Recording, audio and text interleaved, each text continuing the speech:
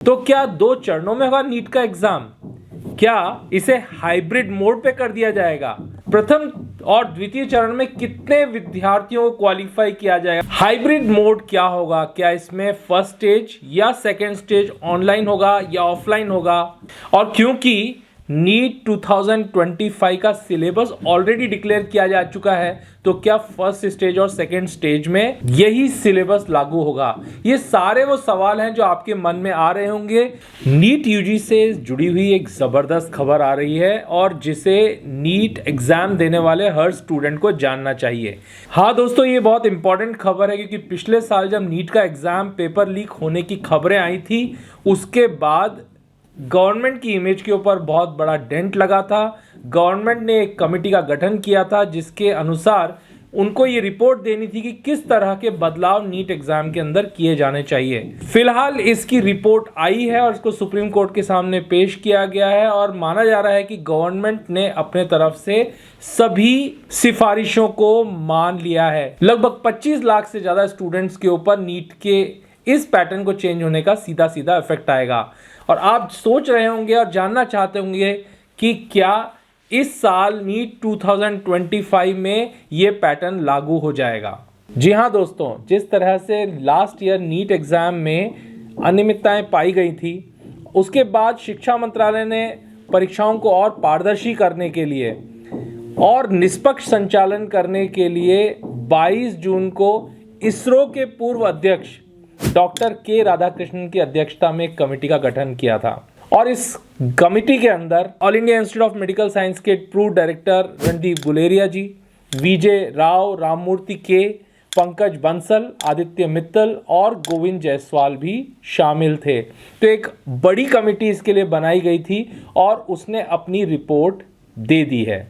काफी सारे स्टूडेंट्स और पेरेंट्स पिछले साल बहुत निराश हुए थे। कोर्ट में काफी सारे केस भी आए थे और उनके ऊपर सुनवाई भी हुई, लेकिन लास्ट में सुप्रीम कोर्ट ने इस बात को पूरी तरीके से खारिज कर दिया था कि नीट एग्जाम में किसी बड़ी गड़बड़ी होने की संभावना नहीं देखी जा रही। इस तरह के कोई सबूत नहीं पाए गए हैं और आने वाले समय में इस एग्जाम की पवित्रता को भंग न किया जा सके, क्या बदलाव किए जाने चाहिए, इसके लिए इस कमेटी का गठन किया गया था। इस विशिष्ट कमेटी की बनाई गई पूरी रिपोर्ट की सभी सिफारिशों को पूरी तरीके से सरकार लागू करेगी। इस बात की जानकारी सॉलिसिटर जनरल तुषार मेहता ने सुप्रीम कोर्ट में जस्टिस पी नरसिम्हा और मनोज मिश्रा की सुप्रीम कोर्ट की पीठ के सामने जानकारी दी। मगर ये नहीं बताया गया कि क्या ये इसी साल से यानी 2025 के नीट एग्जाम से लागू होगी या अगले साल लागू होगी,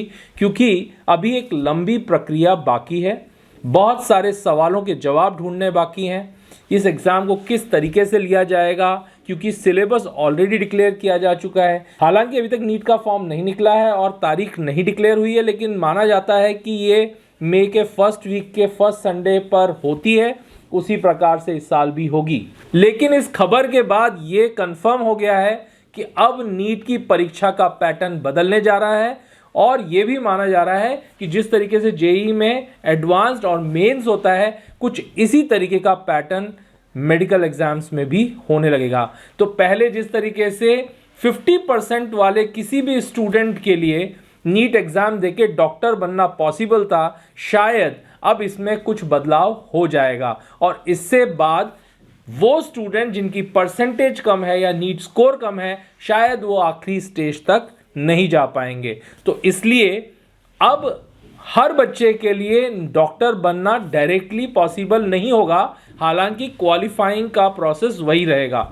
इस पूरे कोशिश को इसलिए किया जा रहा है कि किसी भी तरीके से नीट पेपर लीक या किस तरह की भी अनियमितताएं ना हो सके फ्यूचर में और बच्चों के साथ किसी तरह का अन्याय ना हो। कुछ रचनात्मक बदलावों की भी सिफारिश की गई है। इसमें एक बड़ी सिफारिश ये है कि क्योंकि पिछले साल भी हमने देखा कि सीकर और कई जगह के ऐसे स्कूल थे जिसके अंदर ये माना गया कि वहाँ पर नकल कराई गई या गड़बड़ियाँ हुई, तो इसलिए ये भी तय किया गया कि करीब करीब 1000 सरकारी संस्थाओं का चयन किया जाएगा और इनको सिक्योर्ड सेंटर के रूप में परिवर्तित कर दिया जाएगा, जिससे कि किसी भी तरह की गड़बड़ी इन सेंटर्स पे ना हो सके। और इसमें बड़े नंबर में स्टूडेंट्स का एग्जाम लिया जा सके। जबकि अब तक निजी स्कूल्स और कॉलेजेस में ही ये केंद्र हुआ करते थे। 184 पेजेस की इस रिपोर्ट में 10 भागों में इसको पूरा विभाजित किया गया और इसमें इस बात पर भी बहुत ध्यान दिया गया है कि एनटीए जिस एजेंसी को सिर्फ एंट्रेंस एग्जामिनेशंस को लेने के लिए बनाया गया था, जिससे कि किसी तरह की गलतियां या ना हो पाए, उसकी कार्यप्रणाली में भी बड़े बदलाव की जरूरत है और इसके लिए भी एक स्टीयरिंग कमेटी बनाई जाएगी जो कि इस पूरी कार्यप्रणाली को पूरी तरीके से सुपरवाइज करेगी और इस पर ध्यान रखेगी। क्योंकि नीट एग्जाम से सिर्फ एमबीबीएस ही नहीं बल्कि डेंटल, आयुर्वेदिक और वेटनरी कॉलेजेस के एडमिशंस को भी निर्धारित किया जाता है।